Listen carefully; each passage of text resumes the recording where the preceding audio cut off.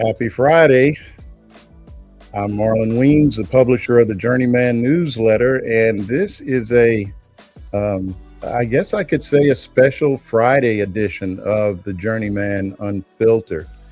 Normally, I leave Fridays open because I'm lazy and I don't like working on Fridays if I don't have to. And quite frankly, I'm just not doing live streams on Fridays normally.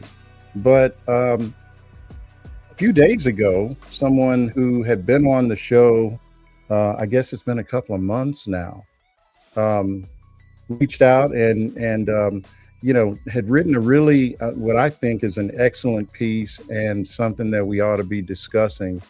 And so my guest today is Dr. Yamicia Connor, and this will be fun. She is actually one of the few people that is in my neck of the woods. So there's an off chance that we may actually sit down and break bread together sometime soon.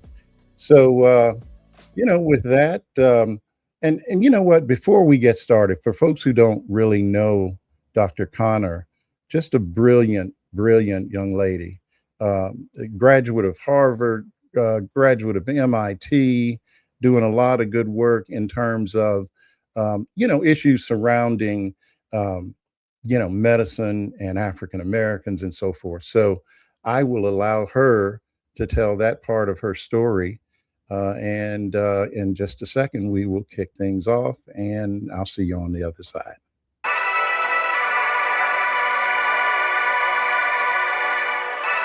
Ladies and gentlemen, your attention, please.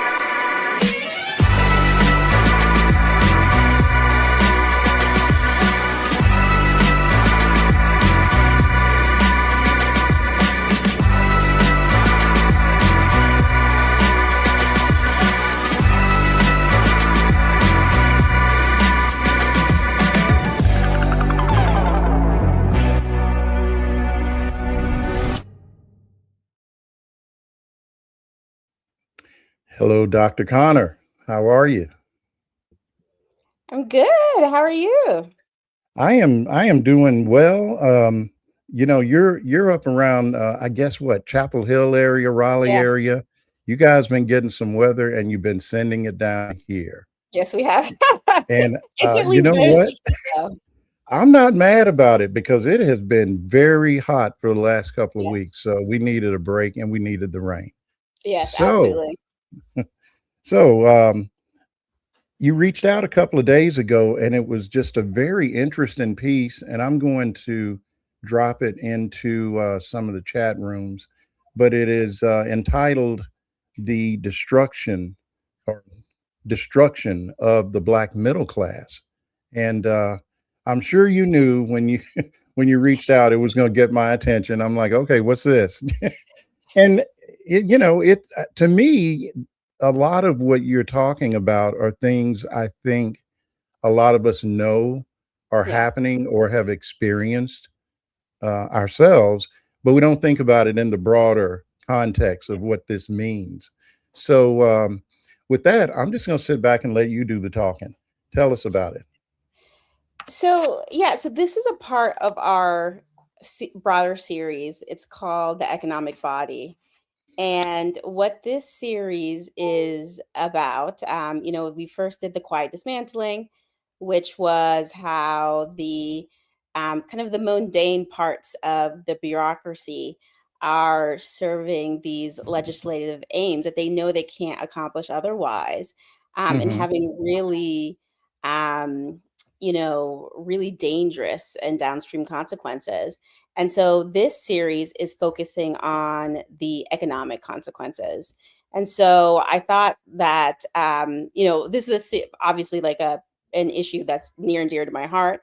Um, but I thought really like encapsulates just the totality of like everything that's happening, Hmm. and how coordinated the attacks are, and really the after the attacks on Roe, right? I would say that the Hmm. attacks on DEI are probably the second like big quintessential goal of the conservative movement over the last 40 years. They're animating. Sorry, my kids are trying to break in. Well, My I kids are knew it literally. was going to be either My kids husband's or trying my to hold them. cats. So Yeah, he's trying to hold them back. yeah, I Um, got a cat sitting here looking at me like he's up to something. So don't worry, don't worry yeah, about it. yeah. He may make a cameo before it's all over. I wish my kids were that restrained. But this the um a Well, you lot were of it talking has to about do with DEI, and I wanted to kind of explore that a little bit because it's, in the military, just for example, it's so blatant. I mean, you just don't yeah, really see yeah, generals just getting fired, for no yeah, particular reason other than the fact that they're black or they're black women or, or women. And so I know you mentioned that in your piece, not specifically the Army, but, just the whole DEI, or I should say anti DEI yeah. movement. Well, the opposition to the civil rights movement is the animating force um of a lot of this agenda. Even the opposition to Roe, and that's one of the things we highlight. That the opposition to Roe is to hide the anti-segregation, or pro-segregation um, goals of this movement. Hmm.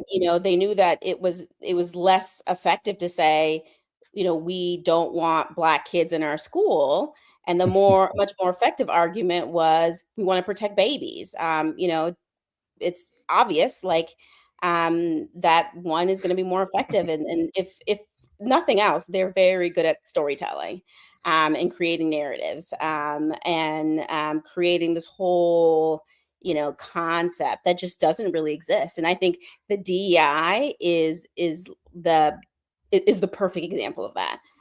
This kind of concept that the black professionals are somehow getting advantages, or somehow having all these kind of unearned, um, you know, Free stuff. spoil.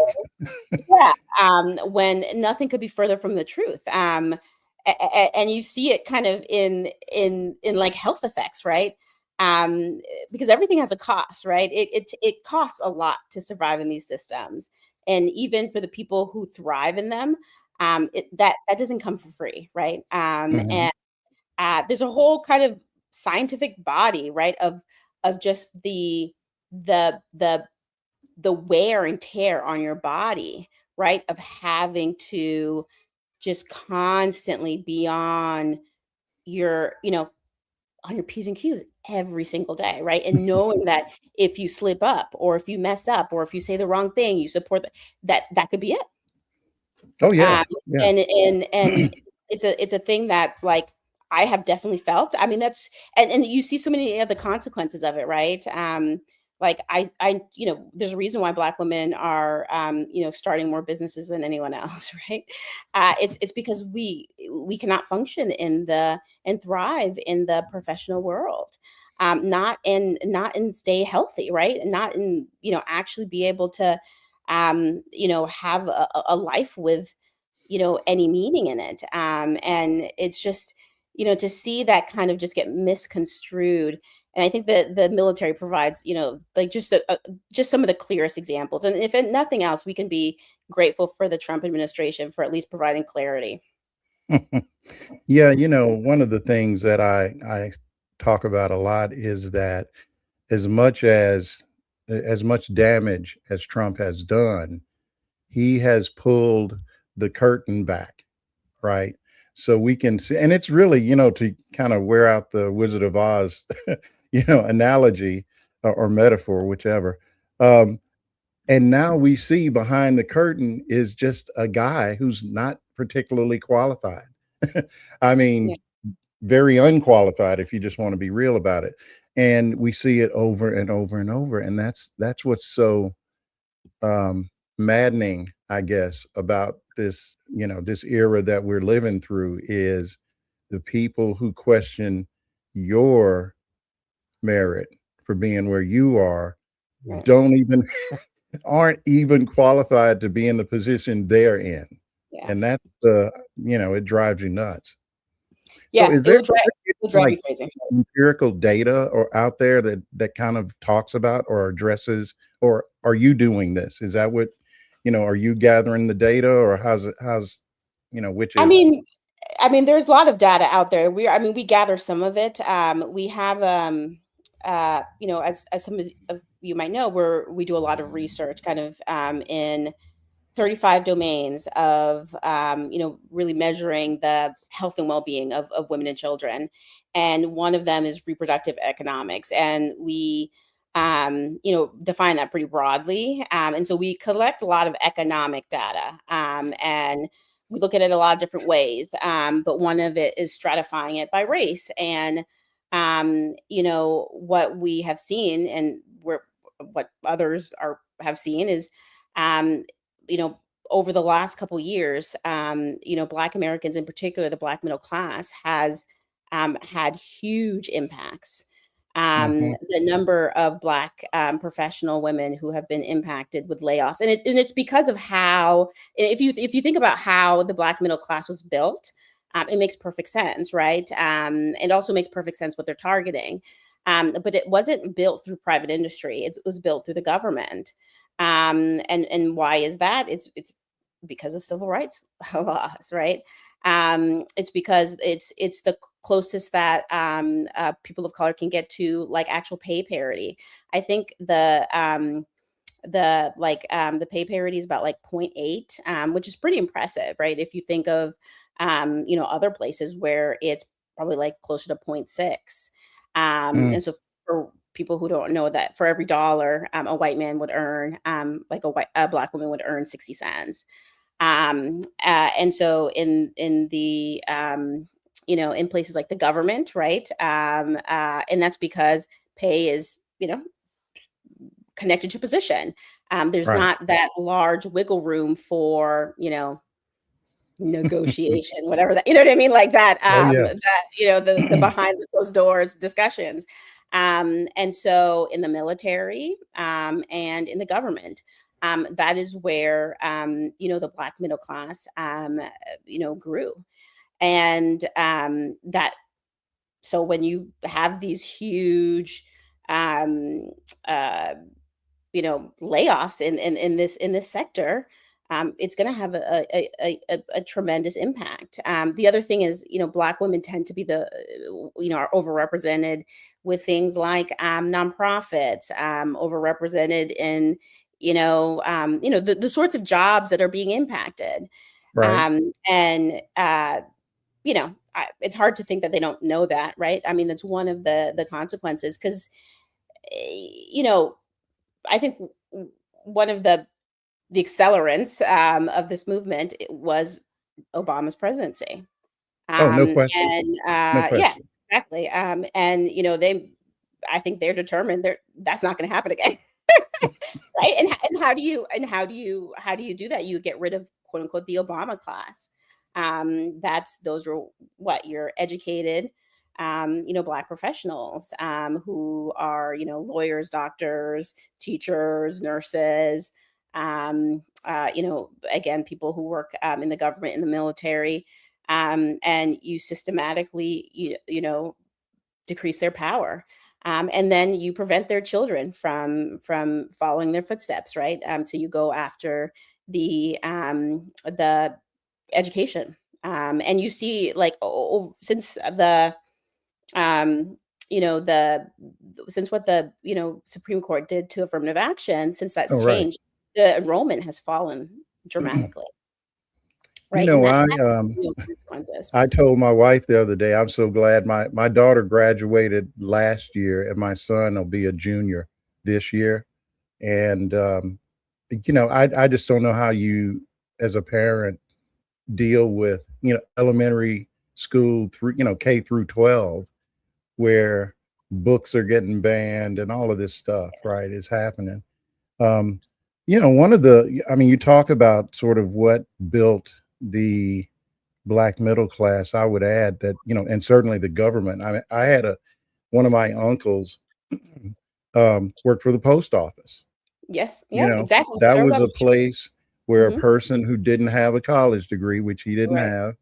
have, um, could work their way. I mean, he retired.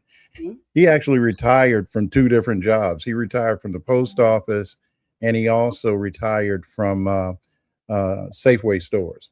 So, and that was, I always used to joke with him. That was some of that man stuff where he didn't want his wife to make more than him. So, so he worked two jobs. And on the other hand, she was an educator. That was the other area that, Yeah. Hmm. yeah, the schools were segregated, but still got to have teachers and principals and so on. And so all of my aunts and uncles, except maybe for one, was a principal or, something like that. And, I don't think this is a weird theory, but I'm going to throw it out there. I've actually, I actually upset some folks. I was at a little event. This is about a year ago, and we were having a sort of this conversation. And, it was white people, myself. There was one other black guy, older gentleman. And I think segregation, the end of segregation, so integration, I guess, really kind of did in the black, that foundation to some extent. And I'm not saying that it shouldn't have happened. And I'm not saying it, so don't come at me, folks. But what I'm getting at is when I was a kid, and I'm old enough to have experienced, that Jim Crow era, my neighborhood was almost totally black. I mean, I could go for blocks in any direction. And this was what they call the South End in Little Rock. And, you had doctors, accountants, lawyers, all the functions that we still, that we have now, but these were black people. And they Yeah. had, all these, hotels. There was like a little hotel. It was black owned, all this stuff. Um, the restaurants and so forth. So it was it was a self-enclosed ecosystem. And it was made up of the most respected black people in town, right? Yeah. And so then integration comes along, and well, why are you going to go to this black hotel when you can go to the Holiday Inn, right? And all Right. these things that we had been prevented from doing or experiencing, and we had been convinced that it was better than what we had. And so the only point I'm making is, I mean, now I actually wrote something about this maybe a year ago. That area that was thriving then is now liquor stores and, Yeah. all just, Bojangles, all that. There's like zero professional anything. Yeah. And so I don't know. I don't know how that factors into your thesis about, just the demise of the black middle class, and it certainly has accelerated here in the last 10 years. But Yeah. I'd be interested to know what you think about that. Yeah, no, I've definitely heard and I think there's something to it, right? It's why uh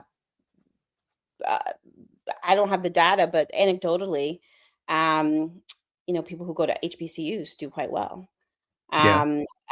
Especially, if you're talking about your Morehouses or your Howards.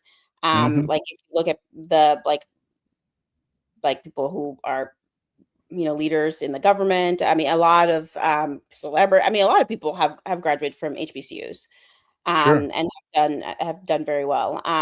So what's interesting is so my kids are in Catholic school, and they just turned 5, and we're pulling them out, and we're putting them in public school. And it's because my daughter has started, and she doesn't ask me because she knows enough to know mommy would like tell her like, oh, she's beautiful, but she started asking a lot of like the older girls who take care of them. So let's say like they have babysitters who come over on the weekend and like play with them, and so she will ask them about like her skin, like why is her skin brown, Wow. why is, and this is like, I feel like I'm like, and it like, it kind of destroyed me because I was like, how much pro-black can you be? Like, how much more can I just like tell you you're beautiful? And I realize, as a parent, like there's only so much you can do, right? It's about the environment. Hmm. There's only so much that I can tell her that she's beautiful. I love the texture of her hair. I love, all of these things. And she's still at the end of the day in a school where she's surrounded by people who look very different from her. Right. Um, and it, you know, I have twins, so I can compare like between men and women. My son doesn't even think like it, like literally it doesn't even cross his mind. He has his little friends, they have their little, group, the three of them, and that's kind of all they really care about. They just talk about each other, and they're just very. He's just not even aware of that. But she is already, starting to see the differences, and it it just it reminded me of something that I knew was difficult, but it's seeing it happening to your kids is different because it's hard to grow black, right? It's hard. It's challenging. And it's particularly challenging um for or different challenges for black children who grow up in white systems, right? Or who are very smart, right? So they get separated from their cohort, Hmm. and they become like the single one, and it just it just kind of reminded me of that, and it's I want to like protect her from it, but I know there's nothing I can do. This is like the world. And Yeah. when they start really like recognizing like racism is, I'm like, because we tell them a little bit, but they don't really comprehend it, right? But the concept of unfairness is like so visceral to little kids. Right. Like you give one thing and you don't give it to the other, and like they just like cannot wrap their mind around why he gets this and I don't get it, right?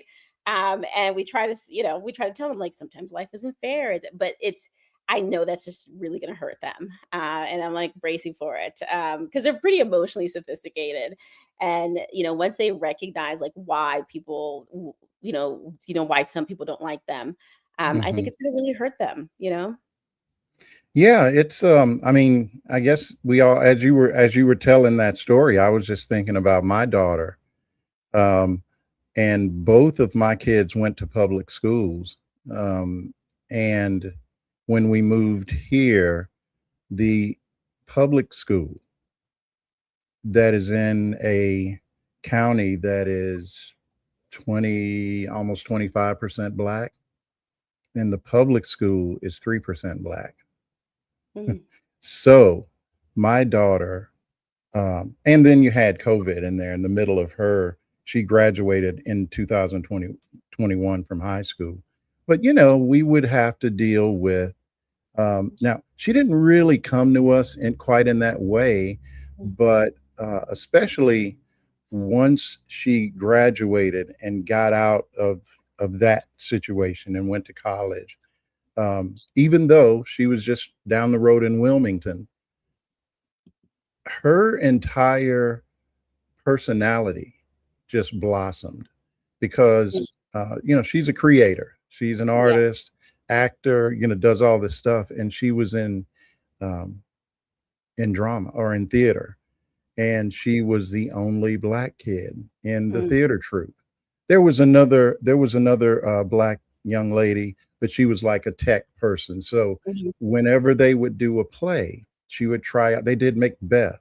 She tried out for Lady Macbeth. Well, they ain't gonna have her kissing this white boy mhm, in this play, and so she would get relegated to the witches stirring the pot and yeah, cauldron or whatever, and it just broke her heart because she knew yeah, she was a better actress than yeah, the girls or the people that were getting these roles. yeah. And so the proof is first year, um, she leaves, and the first play that she was in community theater, she got nominated for best actress. The next Oh, year, she's sure. in Steel Magnolias. she gets nominated for Best Supporting Actress. She didn't win because you know how it is. They got people that have been in that circuit for years and they're not going to, but you know, Best New, she got nominated for all this stuff.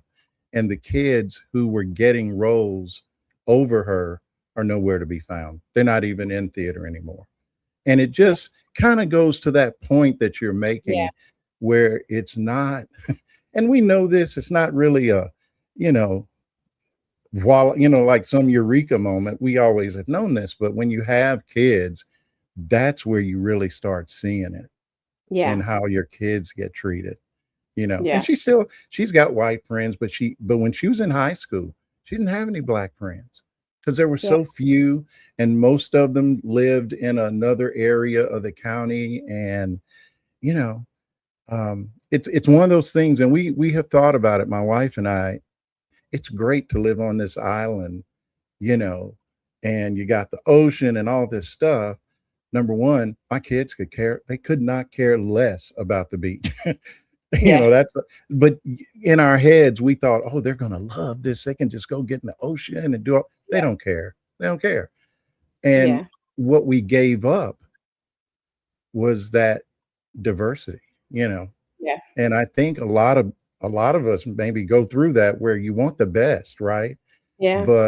But the trade-off is you're going to be in these situations where I mean, I can walk for a mile and not see another black person, Yeah. you know, unless, I mean, I know where they are, but I'm just really, if I run into black people in the grocery store, it's probably people who are visiting, you Yeah. know.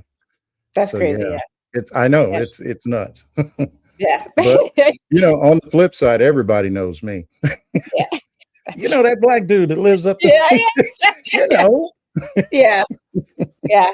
No, I mean it's hard. I didn't I knew that it would be challenging as a parent. Mhm. It's one thing for you to face these things, and it just becomes part of the the expectation of life, right?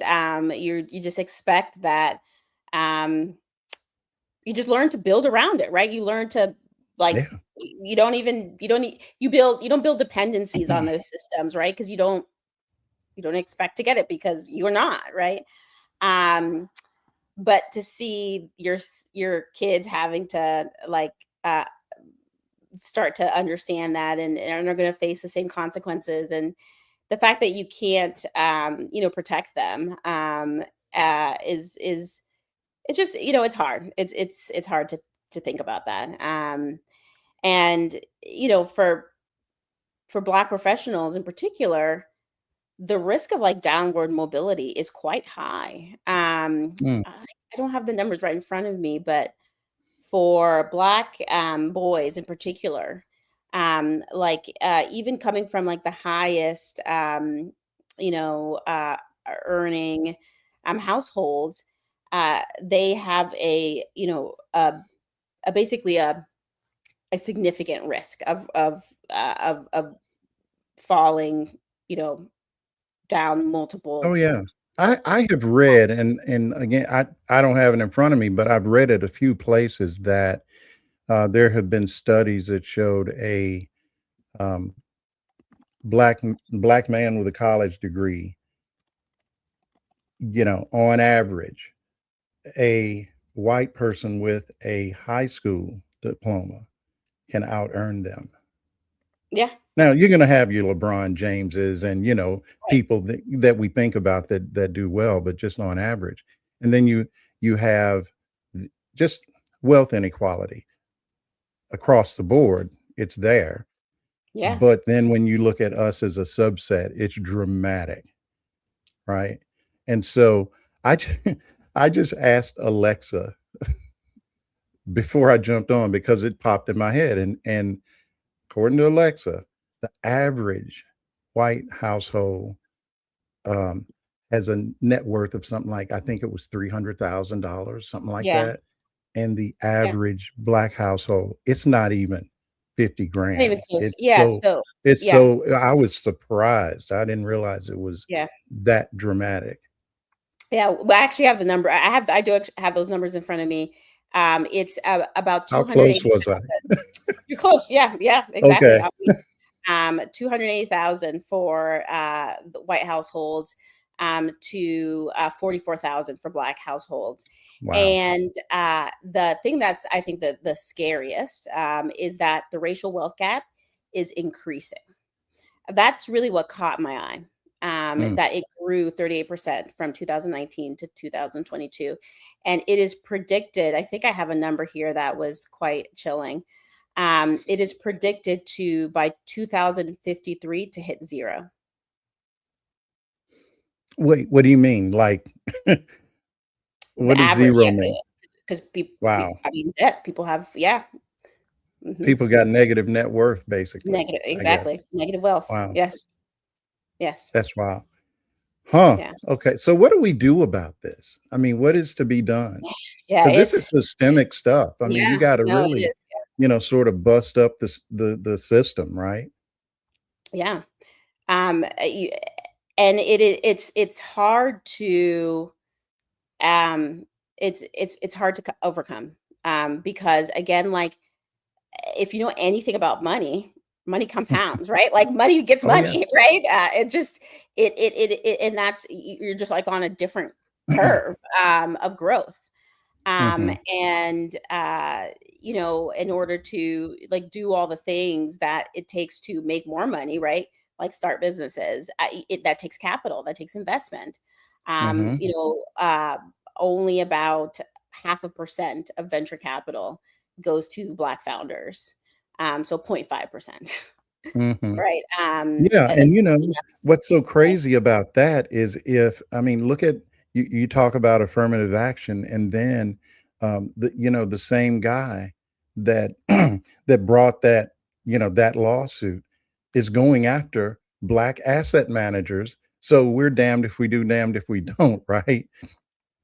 I mean, you have black owned firms that Yeah, cater to trying to find the next unicorn that may be an African American founder. Well, they don't want us to even do that. So, I yeah, mean, it's pretty stark, yeah, I guess you could yeah. say. No, I mean, You know, it's where and where I live is kind of a case study though to me. I think about it a lot because I guess it's because it's right in my face. And I did not really know this area when I moved to North Carolina. We just sort of accidentally ended up living here. Just, friend of a friend, introduced us to this area. We thought we were going to be in Wilmington. And what is so interesting about this island is for years, it was basically like you couldn't even get here. I mean, because there wasn't even a bridge. mm, And over the years, and no black people owned any property on this island. And so there I'm actually working on something. I don't want to, spoil it, but there's an area in the center of the island, and it's part of the Civil Rights Trail or something like that. And when I saw, they have that big sign and it's Ocean City, and they have a jazz festival every year on the island and so forth. And there are some black families that that own their own homes here, but most of the people I know are not black, number one, and they have property that has been passed down yeah, and passed down. And so, you have people that, I mean, a good friend of ours, school teacher, but her dad owned hundreds of acres, yeah, right? yeah, And decades ago. So when her parents passed away, everybody got some land. She yeah, got a and that's house on wealth, the island, somebody and else that's wealth. got, and that's how the wealth gets Yeah, built. And what mystifies me is these people know how they got there. I mean, I yeah, know people up and down the aisle, they don't have no house notes. They yeah, literally just stepped into a house, like I said, friend of ours.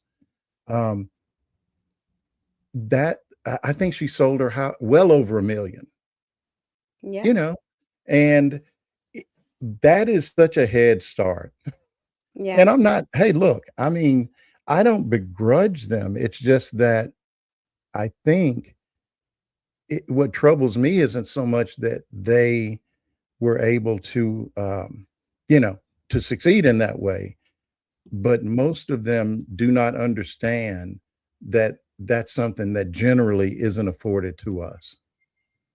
Right. I mean, I think most people don't know the history of that, right? Right. They It think we're literally just, was I don't know, impossible. It why literally don't was not those black folks possible. go buy some land? You know, Yeah, no, I I mean, don't they know, tried. right? Black people tried, right? Mhm. Generation after generation after generation, and you know what happened? Every single time. And this is Well, kind that's of the the next thing. it was taken away, and this is the next iteration. Yeah, Um, on this uh, island, you know? the so there was an it's a weird story. There was an I Asian think it is doctor. isn't it Wilmington, though, that had, like, a massacre? Let me look it up where it's Oh, in yeah, Oklahoma. yeah, the No. Wilmington massacre for sure. Yeah, we talk about that all the time, but You I do? didn't Okay, even alright, know about it until I didn't know about it until I moved here okay, yeah, because I'm from Arkansas. We got our own massacres, you know, right, but I didn't know about, Wilmington, and it's pretty. I mean, it's a heck of a story because they literally overthrew the government. mhm, By they, at that time, it was Democrats, but bottom line, it was white supremacists that just were not gonna have, and you hear this story over and over again. You hear it with, like, Fred Hampton and Martin Luther King, where what happened in Wilmington was you had newly emancipated, um, African Americans, yep, and they, suddenly Wilmington was the largest city in the state at mhm, that time. We're talking, 1898. And so black people in all of these positions of power and white men were just not gonna have it. yeah, And so they basically, overthrew the government, burned down the printing press, all this stuff, and ran people out of town. yeah, Now, what happened here, we're talking about in the 40s. This Asian doctor in Wilmington knew about this island that I'm on and um, reached out to a black doctor and said, "Get some folks together and let's go up here and buy some land." And there were few people here, so there was actually a like a little resort community for black folks, hotel and all this kind of stuff. And there's still photographs around. So it's one of those things that I've been meaning to sort of dig into a little bit, and hopefully I'll be able to do it here sometime soon. yeah. No, I mean, I think if people haven't read The Color of Money, it is a great read. It really it explains a lot of the world that you see today, right? And why things are the way they are. Because it's so easy, right? You see like quote unquote unsafe neighborhood, right? And like, oh, okay, these people must be like XYZ. It must be Mhm. this is why they're like this, or why can't they just, and then fill in the blank. And it's like so many, it's like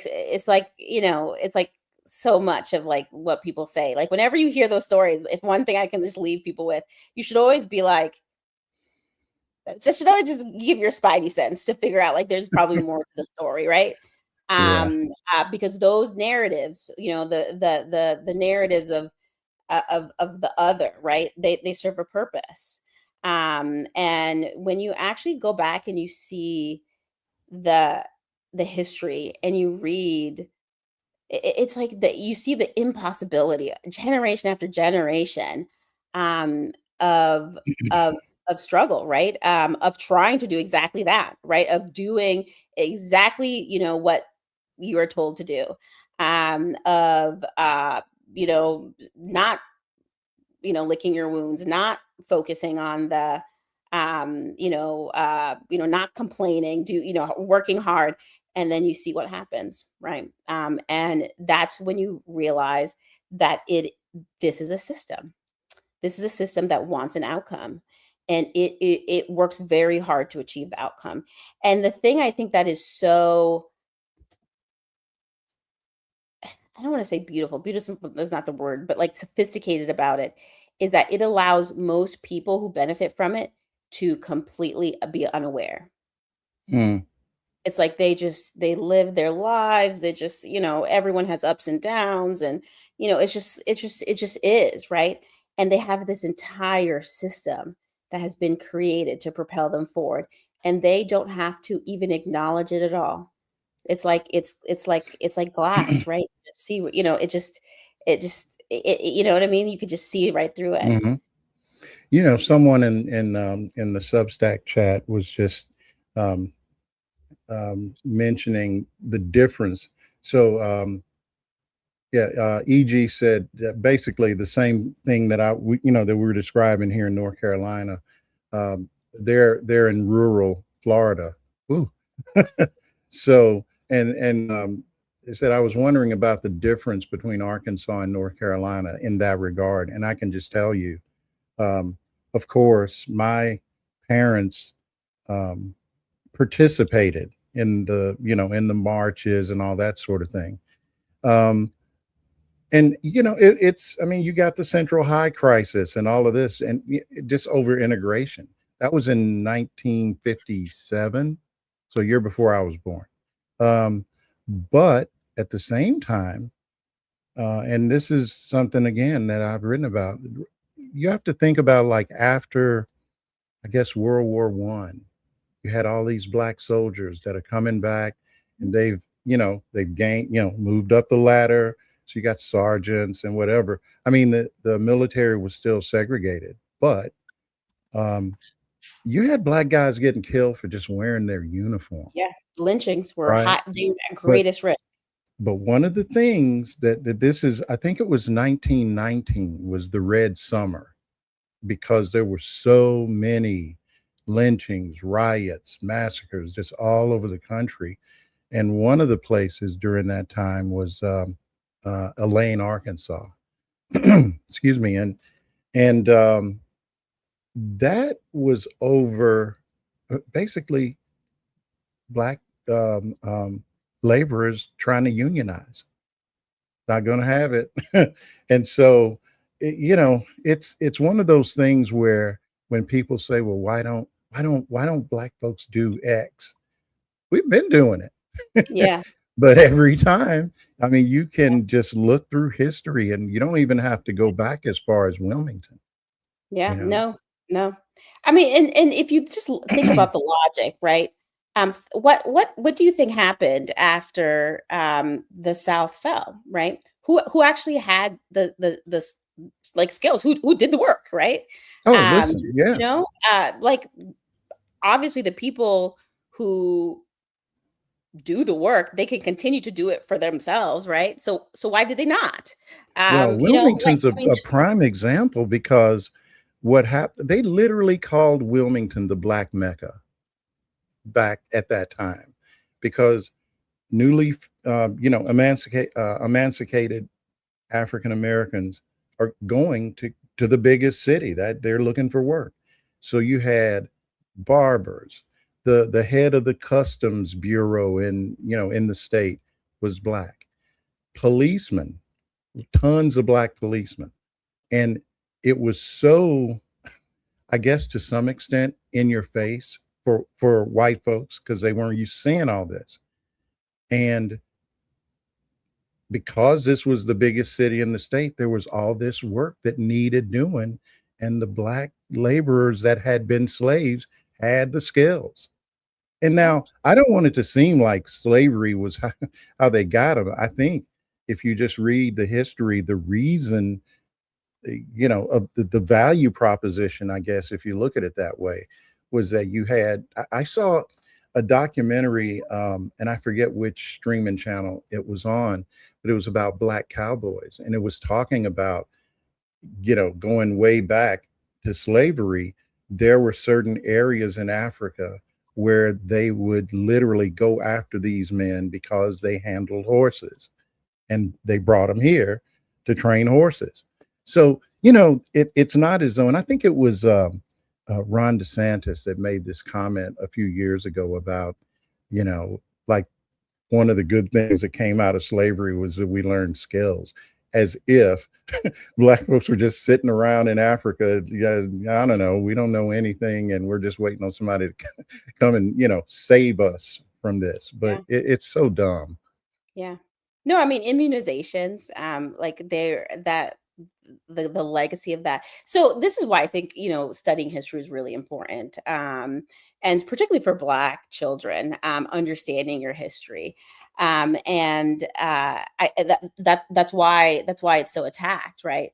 Mhm. Because once you really understand um how we got here, then the lie starts to disappear, right? The whole project starts to collapse. That's why they Mhm. cannot let you learn that, right? They cannot. They have to, position it as anti-American, because it is the foundation. This myth is the foundation of this entire project, and if you let that fall, then the system comes down with it. But I always, spend some time reading about the Reconstruction if you haven't.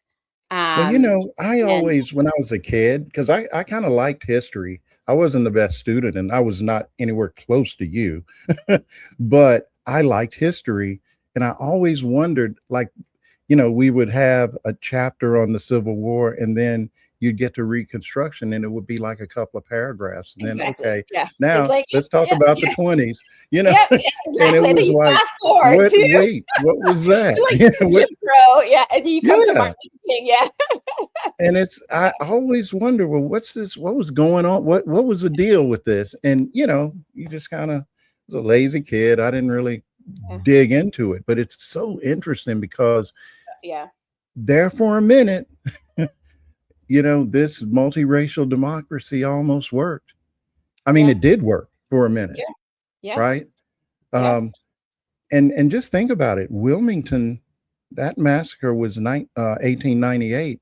So yeah, actually, it was post Reconstruction, yeah, but it lets you know sort of the momentum that had been built was to the point where it was called the fusion movement, yeah, where Black Republicans at the time, yeah, this is before the Southern strategy in the 60s and all that. So Black Republicans were in the Senate and, all of these different, I mean, government, positions, Senate, House, and so on. And they partnered with poor whites.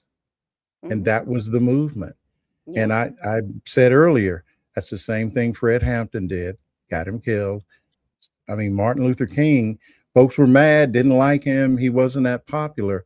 But when he crossed over and started talking about Vietnam and the Poor People's Campaign, all those things, you know, and we really haven't, in my mind, we really haven't recovered from that. I mean, no, yeah, I it's mean, great. yeah, Obama's, no shade on, I mean, that's obvious, but just not the momentum that we saw. And I was young, but I can still remember it, that it was a movement. yeah, And I have not seen that since. yeah, And no, I mean, that's just one last point. That's where I go back to the whole integration thing. I think we got really comfortable and we yeah, thought we'd made it. And I think not just Black people, but I think to a large extent, America thought, okay, and once we got a Black president, it's like, all right, we've done it. And yeah, the backlash is so obvious. yeah. Well, I actually, so I have a couple of things to say. So I think one, just to talk a little bit about the backlash, Hmm. I think people want to be post-racial without actually doing the work that's required. Hmm. And uh, the way I frame the piece is talking about like trauma response, right? The first thing that you have to do when you're dealing with trauma, right? And we all know this intuitively. Because if you're in a argument with someone that you love, right? What's the first thing you have to do before you fix it, right? You need to apologize. You need to acknowledge. Yeah. That's actually physiological. There is deep, deep, deep psychological and physiological reasons why that is the step one before you can even do the fixing. So, Mm, some people want to get to the fixing without doing the acknowledgement, and you simply cannot do that. That is not how humans are built. And so that's, I try to remind people like, and that's the thing that the US has not done. We have not done a formal acknowledgement of the harm that was done to African Americans in particular, specifically. There is harm being done to lots of people in the US, but there is a particular type of harm that continues to happen to Black people. And that America has not yet dealt with that. And until we do, there's not going to be the fixing, right? That it's not possible to skip through there. And I think that's one of our big failure points. But to the point about Reconstruction, I mean, it was such a short amount of time. But if you look at what happened in that amount of time, like about 2,000 Black men held office, mhm, right? There were 16 people and served in Congress. There were 2 US senators, right? In that 10-year period. So if you're talking about people who are hungry, people who are ready, right? I mean, you don't get that type of mobilization from nowhere.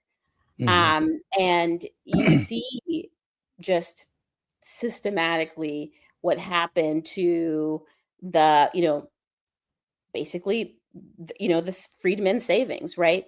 Um, the government, it told basically, for people who don't know, it told, you know, these newly freed slaves to put your money here. And Are we talking about the Freedmen's Bank? yes, yeah. And then stole it. Yeah. You know? This is so Like it is just so, just like the suffering, right? it's The pretty it's insidious, right? Yeah, I it's mean, yeah. so back when, a couple of years ago, Fonnie Willis down in Atlanta, this whole thing was going on with this trial, and, it came out that, um, you know how it blew up. I don't need to go through all that, but one part of it was that she made the statement that she paid cash for everything. And and these folks were like, "Oh, that's crazy. Nobody does." Black people do that, and it really traces back to the Freedmen's Bank, Yeah, where the distrust for the banking system. Because what happened, as I understand it, was black people were putting their little money in this bank, and the white guys who were running the banks were using that money, lending it to their white friends yeah. They who put it in had, risky loans. strange, Yes, crazy speculation. Yeah, business deals and all this stuff. And yeah, when anybody knew anything, all the money's gone. yeah, yeah, And so that's kind of I mean, look, it's not something that only black people do, but I can tell you, growing up, my grandparents did not even have a bank account. They paid yeah, all their bills. My granddad would get up, put his little suit on, and go get on the bus and go downtown and get some money orders, and that's how they paid their bills. I don't think yeah, they ever had I mean, don't even think about a credit card, yeah, right? So, there are all these little weird idiosyncrasies of stuff that we do that seems odd or crazy, but this is what we had to do. So, yeah, yeah, it's, a yeah. lot. And I think, so the stat I like to remind people of, after emancipation, Black Americans owned less than 1% of the US wealth. And today, we own about 1% of the US wealth. So we're between 1 to 2%, Man. right? So I'm starting to 150 think this is years later, something maybe somebody's planned this because and that's I 100, mean, I you think mean, about yeah, it. Well, you think about it, that number has not moved has not moved, has not despite budged. we got black billionaires now. We got black millionaires now, and it still hasn't moved. And Yeah, that kinda tells a story. yeah. Dr. Connor, Boy, this went quick. We're gonna have to It do did a go quickly, yeah, you're gonna have to do a class. yeah. Well, we need to Honestly, talk about how this affects I people's I health, think right? so. I mean, I would love to dig into I just think Reconstruction is so interesting. Yeah, The politics for sure, but like you said, there were so many when you look back on it, it's a window into history that I didn't know until a few years ago yeah. because it just gets skipped over. It just gets skipped over, yeah. I have to teach a lot of these things that we're talking about in a weird way. And again, take it for, I mean, don't come at me, but in a weird way, COVID was kind of helpful for us because essentially for almost what, a year and a half, 2 years, I was homeschooling my kids. Yeah. Now they were online doing their homework, but I was sitting right here doing what I do. And I would hear, wait a minute, I'm sorry, honey. Your source is the Heritage Foundation? Whoa, whoa, whoa. Oh, No, we're not gonna do that. oh, Oh yeah. oh, Yes. oh, Yes.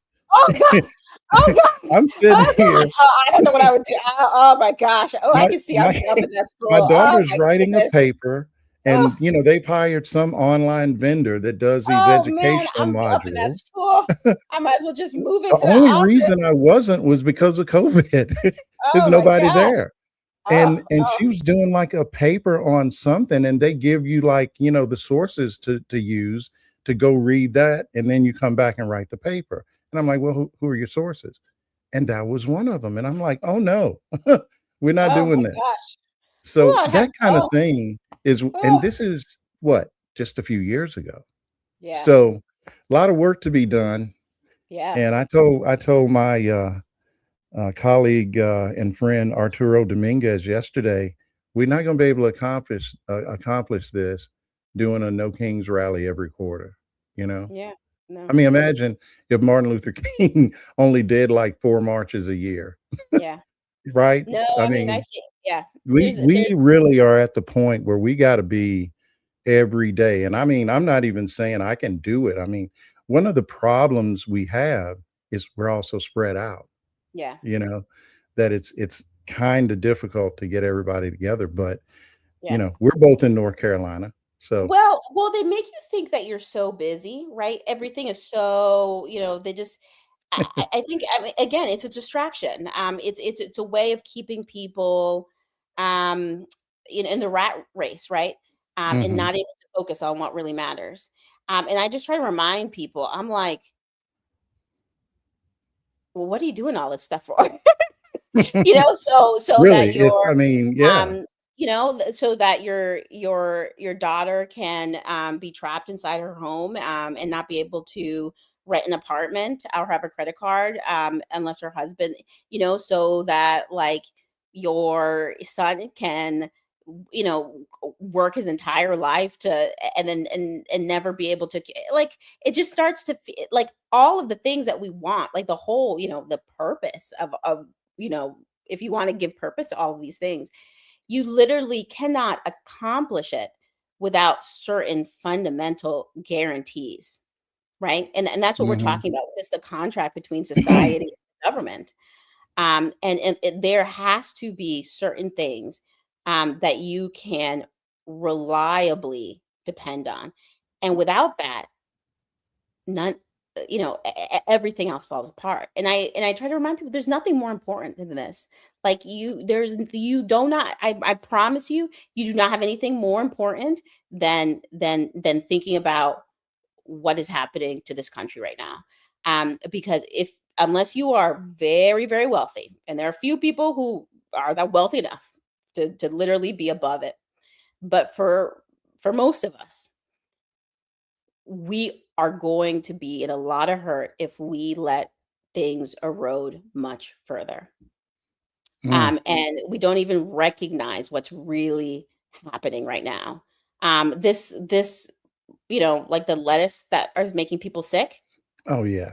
Well, did you realize all the people who monitor our food that we fired them, right? Like that's the thing that we're not talking about. I Like we mean, fired all those people. it's so crazy. Like the people who monitor our water, those people they lost their jobs. I mean, right? I don't know what the number is now, but earlier this year, it was like 300,000 black women had lost their government jobs. And I'm assuming it's a bigger number now. I don't care what the reasons are. You can't fire that many people and not have some Not impact. have a consequence. Right. Right, right. And then on top of that, you've got these people who have, such a twisted worldview and just a really loose relationship with facts and data and so on. There's um there's actually an interview that I just saw it today. I think it's just been out maybe in the last day or so. um, Elon Musk, and it's the Economist that so these people do not screw around, right? And the lady who British lady, I don't know who she is, and she is talking about Doge and how many people died. Oh, he went off. That's a lie. There's no evidence of this. And she's like, dude, yeah. I mean, but had a visceral reaction to the idea. And he said something like, well, USAID was full of fraud and they could just go get the money from somewhere else. Yeah. What And about the Gates this is the Foundation? What about meritocracy that we and this is think that, coming from a guy who yeah, g- he has hoarded so much in the way of resources and wealth. And it's so disgusting to me to hear yeah, him be the one talking about who deserves what, yeah. you No, know? So it is, it's let especially me as an stop entrepreneur. before I go off. I know, but it's just it's so frustrating, right? Yeah. It is so frustrating. From when you think about like yeah, what does it mean to deserve something? Like what does it mean to be capable of something? Um, yeah, no, it's very frustrating. Well, folks, now that we've pissed you off, I guess it's time to let you go and start your weekend. Yeah, You're probably going to head to the bar from here. I know because I am. I mean, honestly, though, sometimes you do really just have to laugh because yeah, these are not things that can be fixed in 5 minutes, right? no, And no, there's a lot of work to do, but just a lot of judging work from to the do. comments that I was seeing, I think the message, sort of went home, and I'm glad that we connected on this.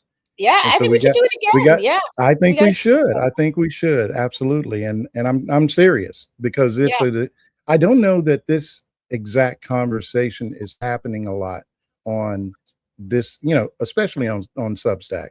yeah, Um, and I have been on Substack long enough that I've seen, you know, um, and enjoyed seeing people like you show up here. So, Dr. Jamisha, Connor, thank you for having me. I accidentally muted myself. I'm gonna have to calm. I thought it was my system. I'm like, oh no, the computer. It held up this Let long. me let me wrap this up before I break something. Anyway, but no, really, it was a real pleasure, and I know we're going to talk about this again soon. Yes. I'm probably going to see you soon because you're Yes, close yes, enough. definitely. And Definitely. I got a new car now, so I'm gonna have to put it on the road. Make it happen. Well, I was telling my kids, I was like, maybe we'll go on a little trip. Well, either way, I mean, we got beaches, so Yeah, no, I know. I don't Like know if your they're kids like like the beach, they're but begging me to like, yeah, I know a guy. yeah. So yeah, Might make it folks, a multi-purpose. yeah, folks, thanks for showing up, and you guys get out there and enjoy your Friday and have a great weekend. And we got a lot of work to do, so We don't do. get lazy because it's time's running out. But take All right. care. Thank you, Bye everyone. bye. Bye.